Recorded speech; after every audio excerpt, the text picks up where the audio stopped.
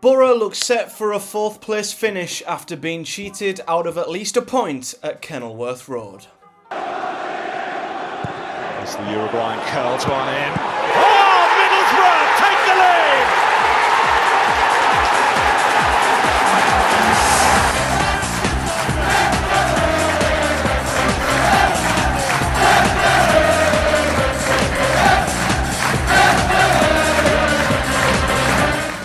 What is up, guys? Matthew here. Welcome back to another episode of Project Boro, where today I'm going to be looking back at Boro's 2-1 defeat to Luton Town at Kenilworth Road. A game to which Boro, with a hugely changed team, with so many of our first team names missing, played a second string team away to one of the most informed sides in the division and were cheated out of at least a point. And the biggest, I think, relief from this game is that this didn't happen in a fixture that actually carried a degree of importance to it.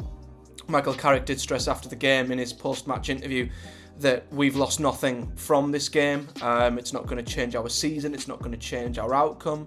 And to be honest with you, he hit the nail on the head. And I don't think I've ever took more confidence out of a 2-1 defeat in my life, if I'm honest, because I went into this game thinking, right, this could be a playoff final preview quite easily. And Kenilworth Road's always a place where Boro have gone in the past, not done especially well, really hard place to go. And all I got from tonight's performance was just positivity completely. Boro were absolutely fantastic in this game, and we made 5 changes to the usual starting 11. So a couple of really big names were missing. So we had Mark Bowler in at, I think he was playing, I don't actually know where Bowler was playing. It seemed like he was popping up in some attacking positions. So I don't know if he was on the left wing. I mean, FootMob has got our team completely the wrong way around here. But Mark Bowler came into the team. He's not started a game in a while. Dykesdale and Jones started following their substitute appearance in the last home game. We had Alex Mowat in from the start again. Barlasser started once again. Matt Crooks played as a number 10. Really big changes, and you're looking at some of the players that were missing from Boro's team. You had Chubrakpom, Hayden Hackney. You had the injured players of Paddy McNair, Dale Fry, Aaron Ramsey. Marcus Force wasn't in the squad either, and the bench had 2 or 3 youngsters on it as well. So, at first when I saw this squad, I thought, that's a very weak side that we're putting out there. But then I sort of thought to myself, well, Carrick's been smart here. He's been really smart, because we're in 4th. We're pretty much guaranteed 4th. We've only got 3rd to fight for. And at the end of the day, you're going to get the advantage of the second leg being at home anyway. I don't think there's much difference between finishing 3rd and 4th, and Carrick clearly saw that and thought it's a great opportunity to rest some of our best players. Of course, I was surprised to see Chuba Akpom rested here, the newly crowned Championship Player of the Season, which I was delighted to see him win the night before. But loads of big players got rested here, and at first I thought, we could be in trouble here. But then I thought, well, Carrick's done the right thing, because he's rested a lot of our big players. We've got a lot of injuries, and he did say after the last game in his post-match interview that he needs to give minutes to the other players who've not played much, because they're going to be needed, and if they're not up to scratch, they're not match fit, they'll struggle. So this feels like a great time, a perfect time to bring some of these players in, and they did not disappoint at all. Once again, Dykesdale and Jones were fantastic down the right-hand side. Isaiah Jones back to his best. He looked unbelievable. He had their left back on toast pretty much for most of the game. Best player on the pitch, I think, from Boro's perspective.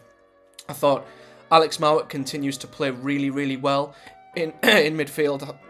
I thought Dan Barlasser, who again hasn't had as many starts as maybe we'd have thought, he come in alongside Mowat. Both of them slotted in perfectly like they'd been playing there all season, starting all season. They were fantastic. Crooks had a great game, kept getting in some really great positions.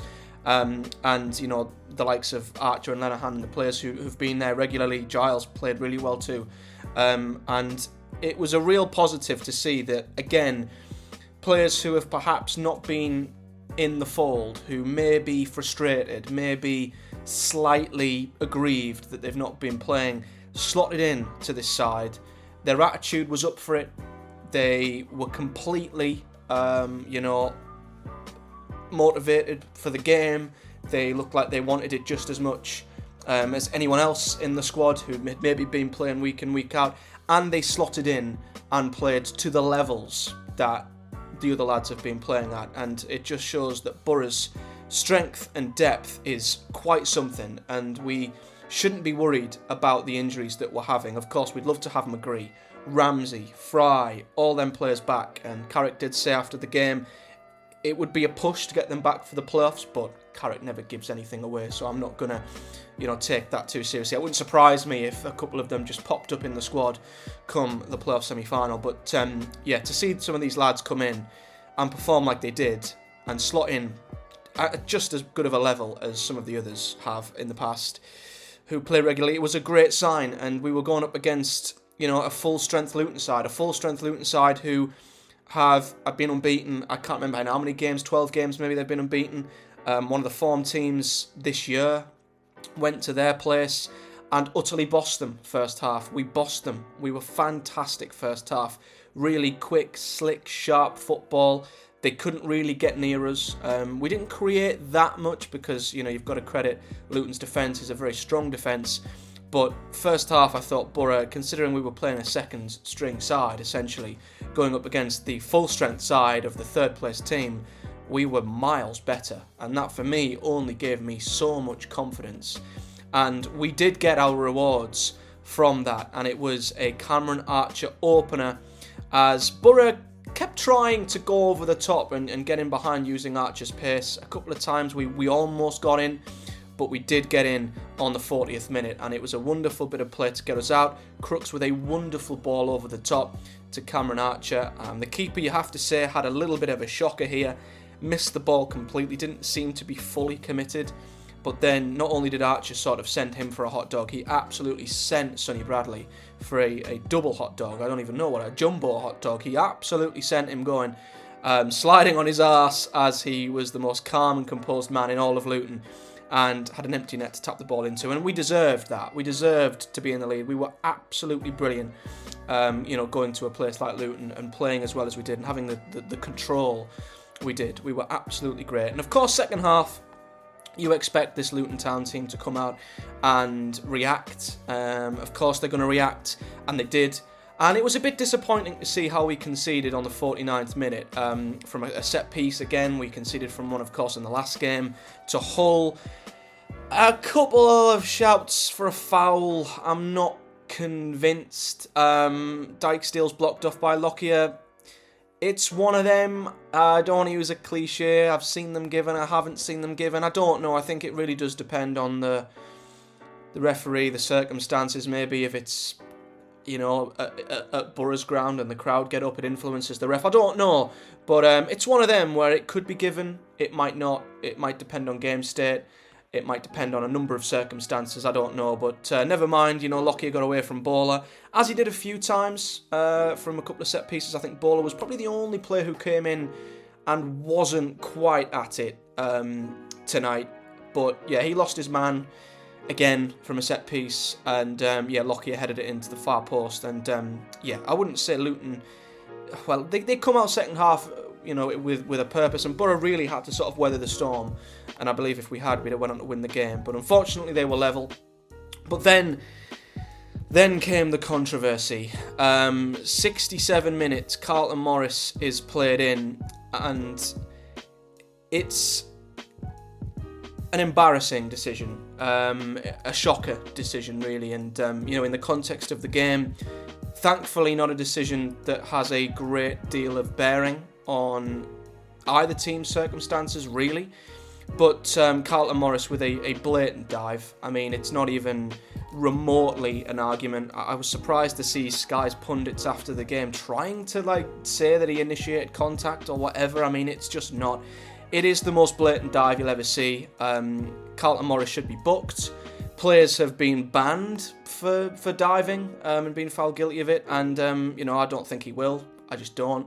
But he should be booked.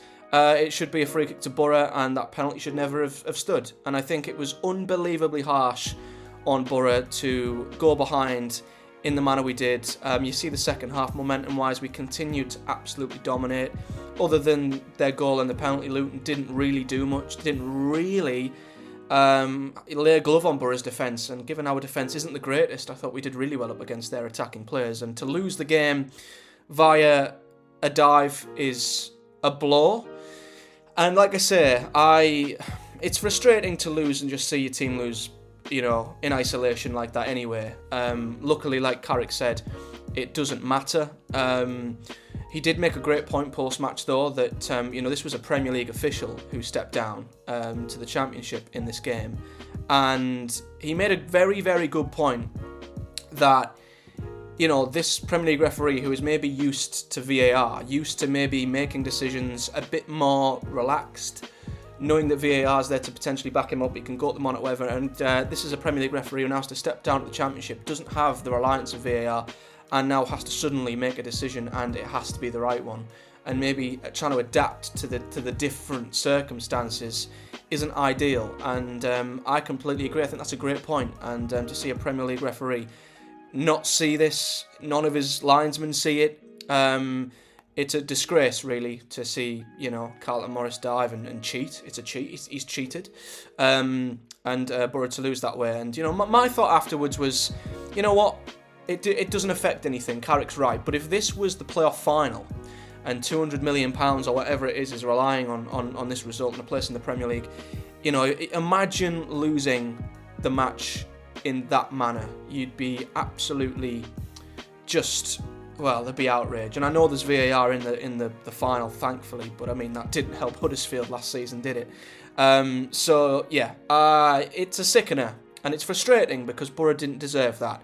But I'd like us to use this as motivation. If we do come up against Luton Town in the final, very likely use this as fuel. Use this as fuel to say, listen, lads, we went to their place and we were better than them. We were the better side, easily the better side. We let one soft goal in. Granted, but other than that, we controlled the game, dominated the game, didn't really give them a sniff, and they beat us by cheating, essentially. And I think that's great motivation for Boro to take into a potential final against, obviously both teams have to get there first, but as well as that, this was Boro's second fiddle side. It took a dive and a cheating penalty for Luton to beat Boro's B team at Kenilworth Road, which for me gives me an unbelievable amount of confidence in this team, and it makes me think that on neutral territory at a Wembley or in a playoff, it wouldn't be a two-legged playoff, I don't think mathematically, but at a neutral ground like Wembley, if Boro have at least a team this strong, hopefully we'll have one or two of our first teamers back on neutral ground with a stronger team. I have absolutely no worries that Boro beat this Luton team, and we beat them earlier in the season at home. We went there, being the better side, being on the wrong end of a very, very bad decision. And, I did have worries about Luton Town and potentially playing them in the final. I really did. But I'll be honest, I feel a hell of a lot more confident and a hell of a lot calmer if we do beat them, or do play them, sorry. Got a bit too ahead of myself. We will beat them. But if we play them in the playoff final, I'm very confident that we would get the better of them. I don't think they were that good at all, to be honest with you. So, a frustrating one for us. It does completely end any chance of a automatic promotion place, even though that was never likely. Sky have this narrative, they keep trying to push that there is still an automatic promotion running. There isn't. Sheffield United could all but finalise that if they win on Wednesday against West Brom, I think it is. So Luton, fair play, they've won the game. If the shoe was on the other foot, I wouldn't be complaining like I am now. I would have a degree of sympathy, of course, for the other team, but they're third, 6 points to play for, they're 4 points clear. I'm confident that they'll be third, and I'm confident that we'll be fourth, and it again comes down to what happens in behind us, and that, as I keep saying, is an absolute lottery. Coventry are in fifth, Sunderland have made their way into sixth now after beating West Brom. Millwall and Blackburn, two teams who've been ever present in fifth and sixth, have dropped out. Albeit Blackburn have a game in hand. I've never been convinced by them. I'm still not. Their form is horrific, and they've got Burnley up next, who could win the title at Ewood Park, which is a juicy game tomorrow night. And West Brom have Sheffield United up next, as do Preston. So, yeah, you know, there's a lot of teams playing each other in and around that area. Norwich have West Brom. Yeah, I had West Brom to finish 6th in my predictions, and I'm not too sure by that now, if I'm honest. I really couldn't call it. I do think you're looking between Coventry and West Brom now. I don't even have faith in Preston, and I think Norwich are out of it, and I think it's just going to be too much of a stretch for Swansea, despite their unbelievable form currently. But, you know, anything can happen in this league. It can swing like that. But, yeah, I think we just need to keep an eye on who finishes 5th. And I wouldn't want it to be Sunderland. I just don't like the idea of a derby in a playoff semi-final. I don't think Sunderland will finish 5th. They've got a couple of tough games. Coventry's running is a lot easier. They've got Birmingham and Boro. So I would like Coventry to finish 5th. I'd feel confident in playing Coventry over 2 legs. But Millwall's fixtures are so easy.